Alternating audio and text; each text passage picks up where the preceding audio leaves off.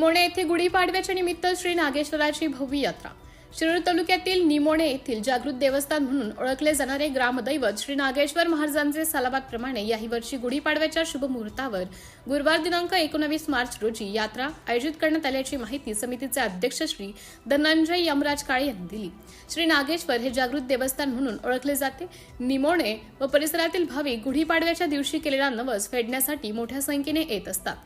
मंदिराला फुलांची आकर्षक सजावट व विद्युत रोषणाई करण्यात आली आहे। गुढीपाडव्याच्या दिवशी सकाळी 6:30 वाजता श्रींची महापूजा व अभिषेक सकाळी 7 वाजता, पाडवा वाचन 8 ते 4 वेळेपर्यंत, नवसाचं दणवट व लोटांगण दुपारी 4 वाजता भव्य असा कुस्त्यांचा जंगी आखाडा होणार आहे।